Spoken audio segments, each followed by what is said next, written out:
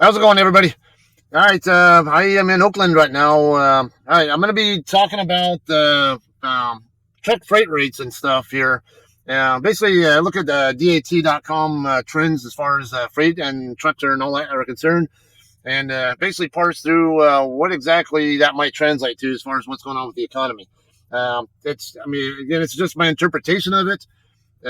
Doesn't mean that I'm going to be right on the money with what my thoughts are, but I can kind of, we can look at these numbers and kind of translate what we're seeing in the numbers, get kind of some, at least some small clues on what might be going on with the economy. As you know, trucking is an important part of our economy. Even Jim Cramer, I've heard say in the past, where yeah, so goes trucking. So as trucking goes, so goes the economy. So yeah, you want to see a trucking industry going upward, ideally, because that means it bodes well for the broader economy as well. So that said, let's get to the data here. All right, guys. So here's the website that I'm going to be working with. It's www.dat.com/trendlines. Here's the first bit of information we're going to be looking at. Um, Now, just thinking here the week, month, and year. It's if you know anything about stocks at all, and you're looking at like price charts or whatever, or moving averages. Think of this the same way. You have a weekly moving average that's much more rapidly moving in either direction, much more reactive to recent changes, and monthly it's a little more slow moving, and then yearly is a lot slower moving. So, me personally, I'm especially interested in what's going on over the year, not so much the month. Month is nice to know, but I'd be more interested in a little bit longer trend than that. It's 1 month is a little bit short on the trends there. Not to mention the naturally cyclical way that truck freight works. Good example, like reefer loads. We might get a lot of produce coming out of California certain parts of the year, and then the very next year when harvest season, or very next month when harvest season's done, it might drop off a cliff, and the freight might move somewhere else or something, or stuff like that. So I don't like to look so much at month over month. It's just like what I do with other data as well. Even company earnings reports. You're especially interested in what's going on year over year. Because that tells you what the same quarter, is what the same standard on what normally happens on that same part of the year versus the previous year. So I'm going to focus mostly on the yearly numbers here. Okay. Before we do, though, I'm going to break this down here. Okay, so there's two parts of the trucking industry. There's spot market and then there's contract market. The spot market is mostly populated by independent operators, like people who own their own trucks or they run small fleets. And it's more like, hey, this is what random loads are available, and they'll put in bids for them. And it's the same supply and demand thing here. If you have too many loads but not enough trucks, then the truckers can or companies or carriers, whatever, can cherry pick what loads they want. So then the other loads that need trucks but nobody's going to bid on, they're going to have to offer a higher price to the truckers for to get their loads moved. And that's going to that's what you call an imbalance on in favor of it favors the truckers and carriers. So it's going to cost the shippers more to move their freight. But it does translate more to inflation as well on the consumer end, because if it's going to cost more on the shipper's end, it's some of that money is going to end up some of that cost is going to eventually transfer into consumer costs. All right, so but contract freight, it's a more slow moving type of freight, and um, it's more populated by the larger carriers. So you might have a deal where hey, do a certain, like, we'll just say like you have to do this company has to do 100 loads with this particular customer per month or something over a course of whatever amount of time, and then they might already have an agreement previously established that as long as this contract is valid, the carrier is going to charge the customer a certain amount per mile on average for all that freight. And then it's not until after the contract period ends when they can either renegotiate the deals or start offering those same loads to the spot market instead, is when the rates can actually change on the contract side. So, in other words, on the contract side, the rates move more slowly than the van rate than the spot rates do. I They used to have contract rate comparisons in here before. I think you have to pay for it. I think I've seen it also available elsewhere. But last time I looked, the contract rates were still above the spot rates, which would indicate kind of a downtrend in general over the long term. But When we get to this stuff here, this data here, we're going to see, you're going to see that it looks like it might be definitely in the flattening out and possibly ready to go back up process soon. All right, so moving on with that. I'm gonna ignore the weeklies. I don't really care so much what's going on from week to week. I don't really even care much what's going on month to month. As you can see here, this is comparing the month of April versus the month of March. And now year over year, April 2024 versus April 2023. That's what I'm interested in. Okay, that's what's telling us what the long-term trend is with this stuff. So spot loads, basically how many loads are available to ship, regardless of what trucks are available. It's like, so over the last year as a whole, industry-wide is actually up 6.7%. That's actually a good thing because that means there's some kind of expansion going on there. Now, spot trucks are still down almost 19% over the year. So it does make you wonder. I mean, this is indicative of a flattening process. I like to say there's a sweet spot that you can look at. So let's just say the spot, if spot market is, let's just say spot loads are consistent, not changing at all, then the inbound, whatever kind of balance or imbalance there is between the loads available on the trucks is going to dictate what the actual market rates are going to be. So even if the load posts are consistent, but if there's too many trucks for what freight there is, even if the truck numbers are coming down, that would be what I would call outside the sweet spot. If you're seeing too many trucks and the spot rates are still dropping, but actually, if the spot trucks are dropping, but the spot loads are the same, but the freight rates are still dropping, that's indicative of an imbalance. That's where there's too many trucks and not enough freight, and then eventually it'll get to where they balance out, where the amount of truck traffic that's available to do the available loads is more at parity with each other, and that's when you'd expect to see the freight rates be a little more on the consistent side, where it's not moving in any direction. And then if there's too many loads and not enough trucks, you're going to see the rates go up. So load posts going up and trucks coming down in double digits, they're either moving too much away from each other or they're moving toward each other at a pretty good rate, basically is what that means. And I'm going to show you a little further down here what's really going on there, or what might be going on there. Okay, now van load to truck posts are up 38% over the year. That's strong. That's strong growth. That's actually a very good sign as far as the economic health is concerned. Again, this is just anecdote, though. There's a lot more to the broader economy than just what trucks do or shippers do. But there's still a lot of telltale signs here. Van spot rates, though, even though the loads are up a lot, the spot rates are still coming down a little bit. 4%. That's not a very strong drop, but it is dropping. With that kind of growth, if it continues, it was up 13% in the month of April, or from March to April. So that's pretty strong growth recently. Is it going to sustain itself, though, over the next few months? Because if that's the case, then I would say there's a better chance that you're going to see this flatten out, maybe even start to turn upward pretty soon, within the next few months, we'll say. All right, flatbed loads. This is one that I'm especially interested in, even though I don't personally do flatbed freight myself. Yes, I am a trucker, but I only do refrigerated loads, which is reefer. Okay, but flatbed, you should especially have an interest in because there are three basic industries that flatbed supports. First one is construction. Second one is farm work. And then third is military or government. So especially when it comes to construction, flatbed can tell a lot of little clues about what's going on there. Okay, so if flatbed freight is going up and flatbed rates are going up, that generally points in the direction of expansion overall, which is what we want to see.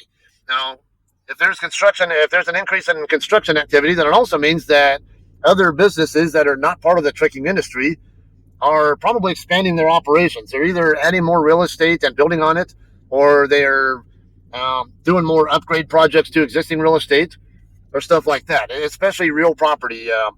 Now, on the farming side, it could be that there's just a temporary surge of farmers buying new equipment to replace older stuff that's deteriorated or something. Who knows?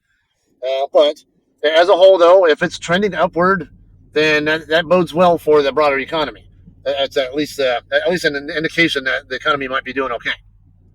And reefer. Reefer freight is up over 23% year over year. That's very strong. But now with reefer, there's always little devils in the details there as well. What's causing that? Is it actually an increase in food consumption, or maybe even more export demand for food than what we had before? Um, does weather have have a role in that as well? Because when weather is especially cruddy, it's harder to grow crops. Or and might even be, I don't know with the livestock as far as they're concerned, how they're affected by weather, but at least as far as produce is concerned, yeah, they're absolutely more sensitive to weather. So I don't know how much of this is just a case of last year there wasn't much freight to go out because of weather issues causing there to not be much freight versus now might be a more normal amount, or was last year more of a normal amount or something along that line, and now it's just more demand growth. We're not really sure about that. We can't get that information from this data here, but these are questions that come up in my head. Like, if these numbers are telling something along that line, that's all we know. Okay, reefer spot rates are down 3.4% year over year. That's mild, I would say. That's actually a good sign. So, as far as the reefer freight is concerned, this is kind of at least suggestive that the reefer side of the industry, the trucking industry, might be stabilizing pretty soon. It's just a matter of how many of those trucks, that minus 19% trucks, how much of that decline is it especially focused in a particular one of these three areas, or is it more broad based across all three? I don't know. Normally, flatbed tends to suffer more than anybody else, though, when the market starts to turn south. Because when we start going into contraction territory economically, they get less construction activity, so they get fewer loads to pull. And a lot of times, what will happen there is the flatbedders, when there's not so much freight and the rates are dropping through the floor, some of those guys will switch over to dry van or reefer side instead, and kind of keeps those, especially the reefer side, on the more stable side as far as the truck posts are concerned. All right, so the fact that flatbed spot rates are still coming down, but load to trucks are up strongly, tells me there might be still an imbalance. Too much flatbed truck availability for what load count there is. But on the other hand, it might be wrong. Looking at this data here, the national spot rates, as you see here, it breaks down between dry van, flatbed, and reefer. So dry van, it's generally been trending down. It looks like it's still early. It's barely the second week of May, and this is going to keep changing every day or actually every week until the end of the month. So I'm not sure if this is going to stay at 199 or if it's going to turn north or if it's going to continue south. We can't really rely on that yet. It's too early in the month, but clearly a downtrend as far as the van rates are concerned.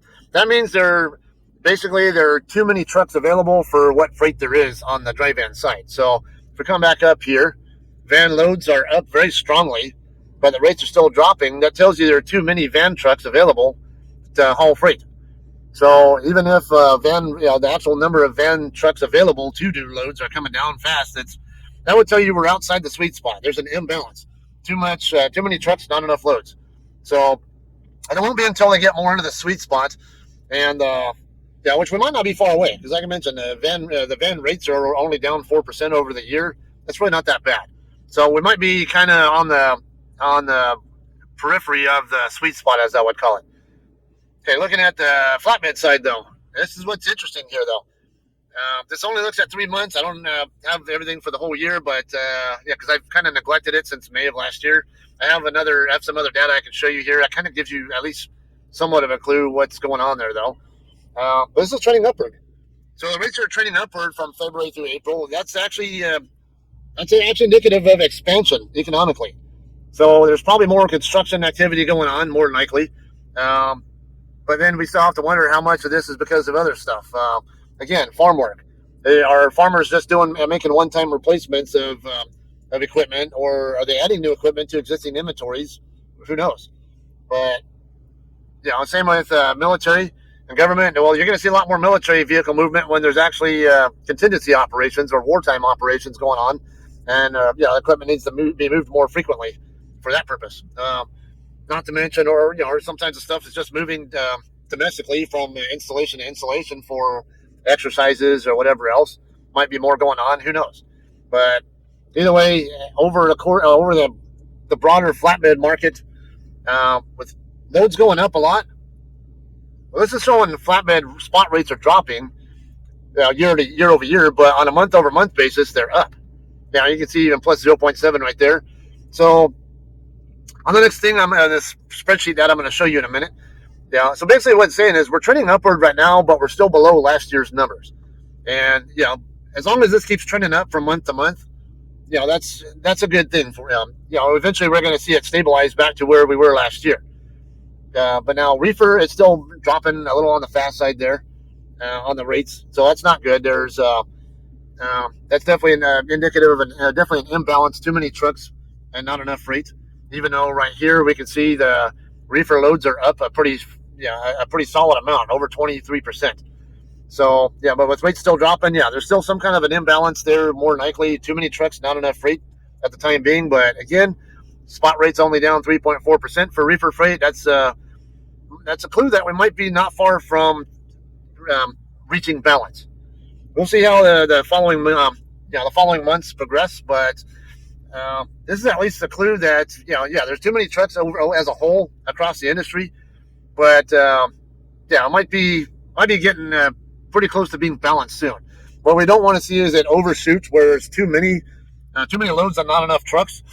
Because if we overshoot, what's going to happen is inflation's going to get pushed back upward in the north direction, which we don't want. We're still trying to get inflation down, so we want to see a soft landing here as far as the loads versus trucks available are concerned.